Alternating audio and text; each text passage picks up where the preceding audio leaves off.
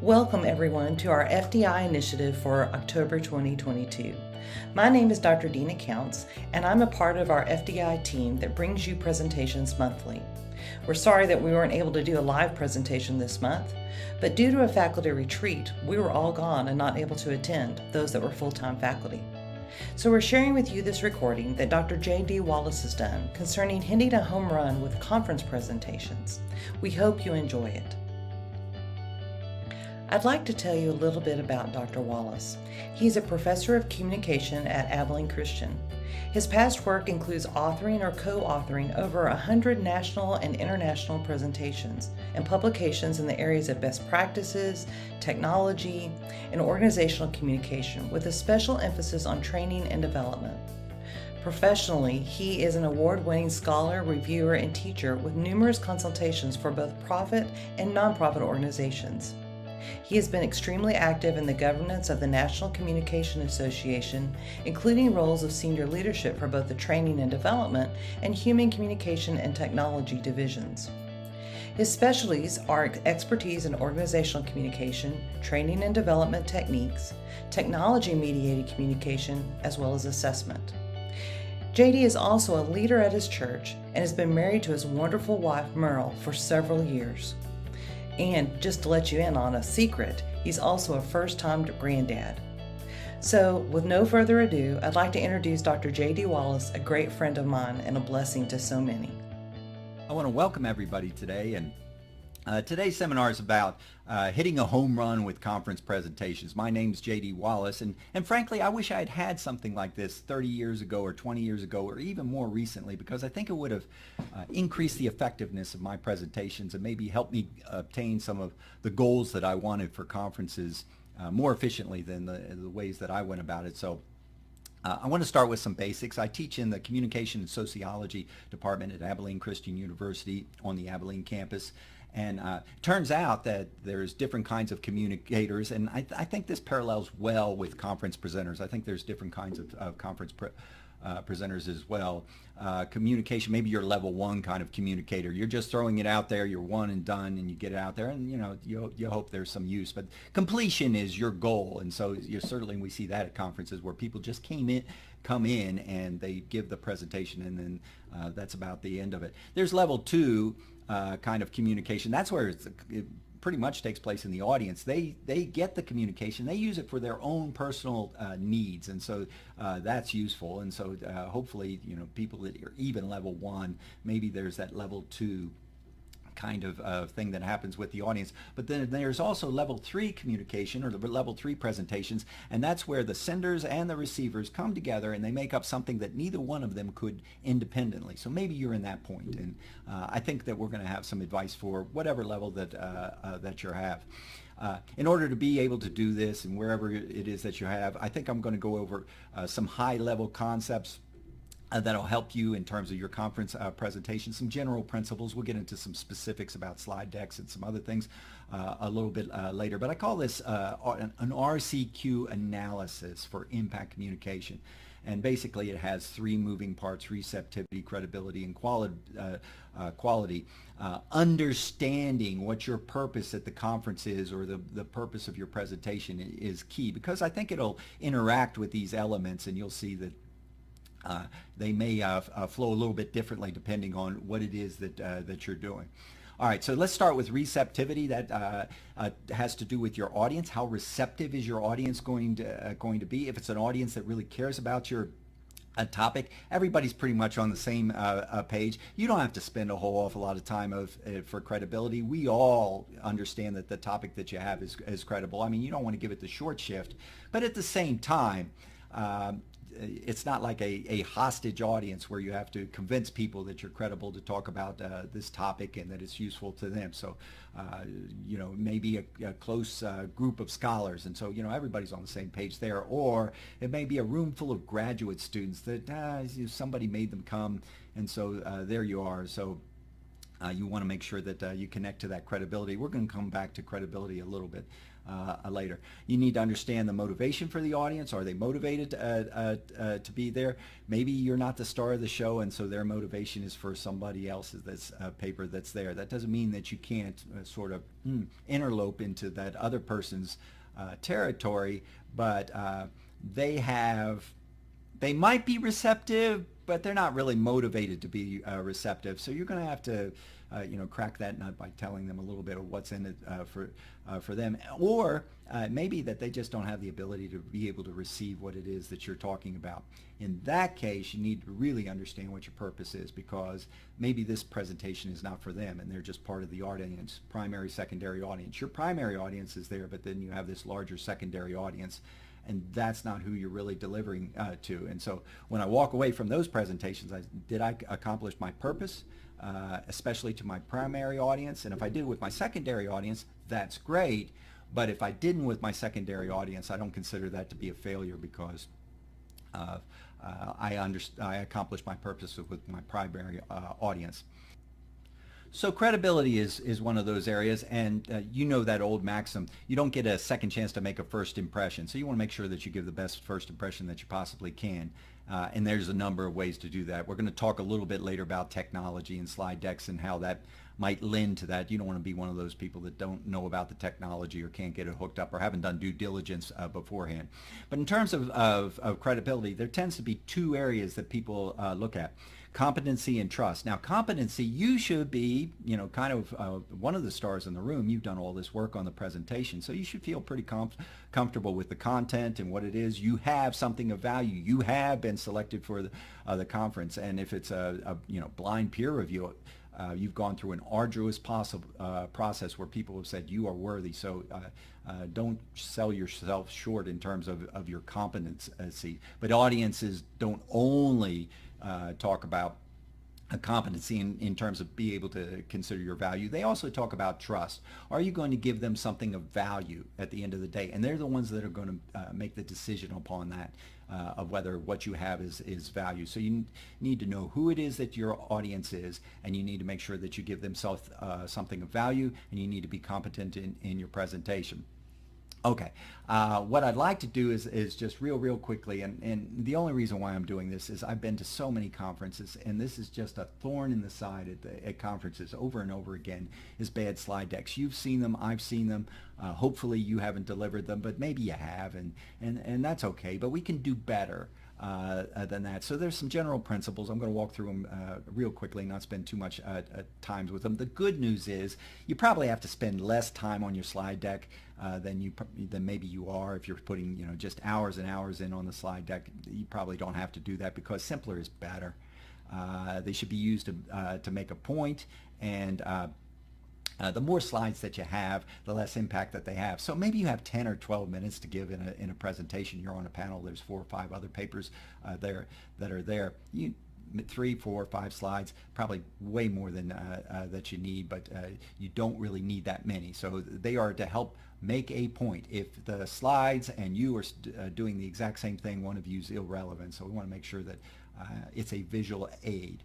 One of the things that keeps us out of a lot of trouble, and maybe you've heard this before, is the 7x7 rule. I've heard it in other places, the 6x6 rule or the 8x8 rule. But basically, it's no more than 7 lines per slide, and then no more than 7 words per line. And so that gets you out of those long texts where you've seen that, and the fonts are really small. And to be honest, nobody reads those anyway. And so if you do have to have a lot of text, you have a big quote or there's a passage there, you may want to run a couple of slides and have the text there, and that's to establish credibility and say, okay, yeah, we've got this passage that we're considering. But then light up the key points. Have another slide in there and bold or turn yellow white letters or whatever it is that you do to really accentuate the passages that you're talking about or the key points, so the audience can say, oh, I don't have to read that. I can look at what it is that you're talking about. Now, this is a rule. If you have 8 words, it's not going to be the death of you, but it does keep the amount of information on the slides that you have. Use large enough fonts, and especially If you don't know where your presentation is going to be viewed, so maybe it's an online presentation, maybe it's a podcast. This seminar that I'm giving today, I don't know where you're going to be viewing it, so it may be on a television, it may be on your computer screen, it may be on your phone. And if it is, all of those have different kinds of size ratios. Smaller displays require larger fonts. Oh, okay, then we need to do something about that. And then distance from the display matters. And so if you're one of those huge conference rooms at a hotel that's, just football size, you may want to have larger fonts there. There are some universal font sizes that tend to play well across all formats. They are not the default size, obviously, in Keynote or PowerPoint, but my suggestions for universal font sizes are 60 points for titles. That's going to look huge on your computer screen because you're 18 inches away from your computer screen. It's got great resolution, probably rather large. That's the dimensions for the slide deck that I'm using today. But this will play well, and if you're viewing this on your phone, you're like, oh, I can actually read this. And so that's kind of nice. 48 for main points, and then 36 for sub points. I wouldn't go below sub points because it just gets too small, and it's going to be really hard to do that 7 to 7 rule. So that's just a nice suggestion if you don't know where the format is. The other nice thing is if you're going to run this presentation more than once, then you've got it in a format that you can go to multiple venues, and you're pretty sure that it's going to play in those venues. And as we repackage or repurpose our presentations for other venues, then that's really useful because you don't have to do a whole awful lot of work when you're changing venues. Kinds of fonts. Basic rule of thumb for this is just easy to read, and so simpler fonts are generally better. You don't want to get too sophisticated, and too many fonts are annoying. Back in the day, just years and years ago, word processing packages used to sell themselves by how many fonts they had in the package. So we have 10,000 fonts in our word processing package. I don't know about you, but I use about 5 fonts, and that's across the board anywhere. So too many fonts are annoying. Keep it simple for that. Color effectively. The good thing is that most slide deck software has the colors built in, templates. The slide deck I'm using today is built on a template. I'm aesthetically challenged, so I really like that a lot because the colors match. It's kind of like when my wife chooses my outfits for me, the colors match, so that's a good day. Use high contrast colors that are there. Blue or black background with gold or white letters are generally low risk, because remember, what you're viewing this on your computer, that's probably not what it's going to be seen on. And so I've seen colors shift in terms of hue and tone, and what may be perfectly readable on your computer may not be someplace else. Now, the other thing is a lot of people like the clean look of white background, dark letters. That's fine too. It gives you some abilities to maybe even do some fancy stuff if you're into that kind of things, drop shadows and some other things. But keeping it simple and just making sure that it's readable. Demoable points, and they're really easy to do. If you haven't tried them or if you haven't done them, it's probably worth taking the 7 or 8 minutes to YouTube that thing. Make sure that those are readable, but it also makes you look a little bit more credible, and it gives the audience the ability to be able to focus on what it is that you've said in the past, but then also know exactly where it is that you are currently. So all of those are really useful pieces of advice. Some miscellaneous tips. I start with the end and the last and the first slide being blank slides, and that's because the presentation doesn't start till I say it starts. And so, I get the grand reveal of the title slide, so that's kind of great. When I get to the end, it doesn't say your presentation is over, and everybody looks at their watch. I go to that blank template slide, so they don't know if there's another slide coming up or not. And so that's useful in terms of me having control about it. I like parallel development, so the audience isn't guessing about some sort of cute animation. This one's coming in from the left, that one's coming in from the right. It's doing some kind of tornado thing. That's there. Simpler is better, and it takes less time, which I'm all about. I'd rather spend some time on presentation and making sure that I'm credible in my presentation, as opposed to a lot of fanciness in the slide deck itself. My recommendations on noises, unless you have to, don't. It's another level of technology. It goes wrong a lot, a lot. I went to a technical university, asked them if they had, audio support for my slide deck. Oh yes, and we have the most sophisticated in the world. And I was like, okay, that's great. And you know how that went. First presentation it worked, and then the next two it did not. So you need to, if you have video or audio built in, also make sure that you have a plan B if it doesn't go quite the way that you want. Just because you can do something in your slide deck doesn't mean that you should. So you need to know what the purpose of it is. It is to accentuate the material that you're providing the audience. So it's an oral presentation. You want to make sure that you hit the high points, things that you want them to take away from. You actually want them to engage with the slide deck. So if it has too much information overload, they will shut down. So you want to make sure that it's not too much information and it's interesting. And of course, there's a whole books on these things. But I mean, that's some basics that keep us out of trouble. And all of us need to look at from time to time, myself included, because I get crazy from time to time. In terms of the technology that you have, maybe you're bringing your own laptop, you're plugging that in. If you are, and you can, I certainly want to make sure that it fits with the technology that's going to be used. Maybe I don't know that, and so okay, so this is sort of running without a net. If I do, I will bring multiple technology. So I'll have my laptop, which I like because I have control. I know what it's going to be able to do. I'll probably have a flash drive too, in case that they're like, no, we can't hook up your laptop. It needs to go on this. And I may even email it to myself. But if you email it to yourself, networks go down a lot, especially at hotels and conference venues, and they just do. So make sure that when you're giving that presentation, high-tech and no-tech presentation, you can do it both ways. Once again, test first time use.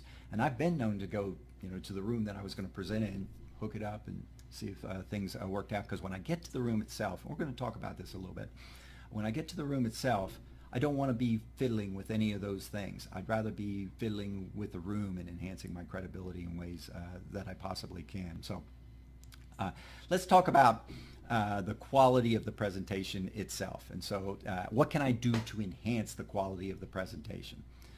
First of all, know what your objective is for the presentation. So maybe you're a level 1 or level 2 or level 3 communicator. Know what that is, because that's going to change the kind of presentation that you have. If all I'm trying to do is do my time and get out, okay, that's fine. And hopefully there'll be some people there that will have value in that. But at the same time, if it's more, and maybe you're like me, and I like to use these as interactive kinds of environments where I can learn from my audience and appeal to the wisdom of the room, if you will, then I need to know that. The bottom line is impact of the presentation. They're not going to be able to consume all the things that you've put in this paper, so you need to make sure that you've done your due diligence in making cuttings of your presentation.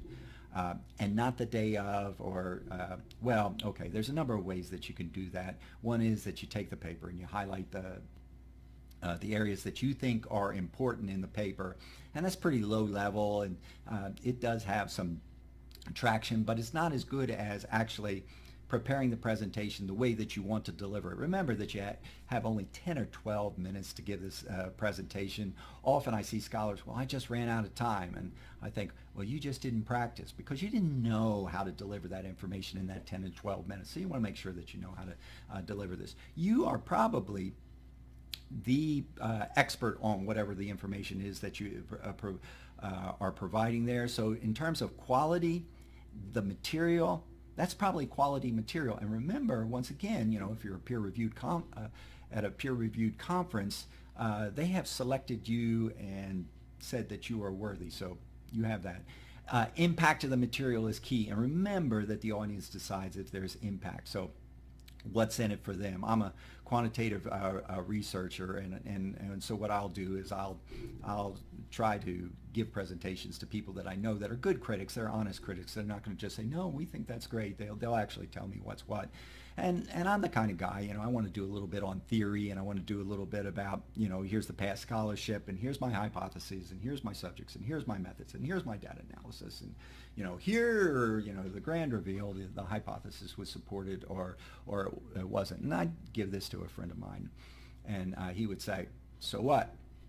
He was so right. I had done all this stuff. I had been so focused on that. I didn't really consider, what was the impact? Why should the audience care? And so you need to make that issue. Here's why this is important. And you don't want to overgeneralize. This will change the nation, the nature of the world as we know it. That's probably not. Especially if you got a sample size of 22. It's like, well, this does bring up some interesting issues that maybe we need to consider in future research. Okay, bingo, yes, you've done that well. And that's a much more quality argument. Well qualified, understands its limitations, but also tells the audiences about the potentials. Now, the quality, there has to be a match in terms of the quality or, the level of presentation that you have and the audience that you have. So most of us understand that you wouldn't use the same vocabulary with grad students as you would with PhDs trying to impress other PhDs at a conference.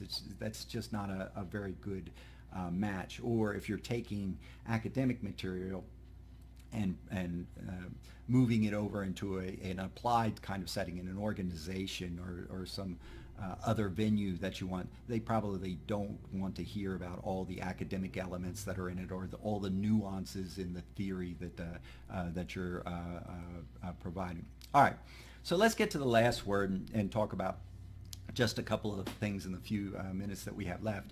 And that is, what is it that you're trying to do with your conference presentation? For me, and this is one of the things that I learned, that the conferences for me are a stepping stone to get further down the line. I really like publications. Conferences are a powerful tool for me to be able to get to that publications. They really shorten the editing time. They shorten the audience analysis that I have. And if you don't know, when you're trying to publish, getting your information to the right fit, to the right journal, is kind of an art. And somebody may turn you down, and then somebody else may say, "Oh, this is great." You need to find out who those people are. You need to understand the vocabulary that they have. You need to understand the concerns that they have. I use conferences for all those. I try to do level 3 presentations. Even if I'm doing a presentation and I don't have a paper, I'm supposed to be on a panel, I do the due diligence and preparation anyway. I always have a paper.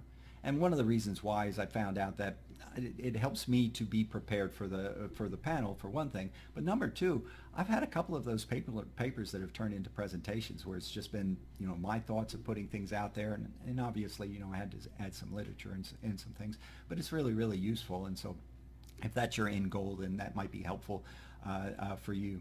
The other thing is, this is a conference presentation. You're there for a reason. Understand that reason, and then don't try to make the conference more than the reason that you have. The purpose that you have is the purpose that you have. Maybe you're trying to get your feet wet and just try to get some conference presentations in. Okay, do that. Have fun. Eat some good food. That'll be awesome. Maybe you're trying to network with other scholars. Okay, that's fine. Make sure that you're at the places that they're at, and especially if they're in the room. Not having to prepare your presentation means that you can talk to them before the presentation, and then obviously that enhances the credibility that you have. Maybe you're looking for people to collaborate with, or other opportunities there, or some solving problems. I like appealing to the wisdom of the room.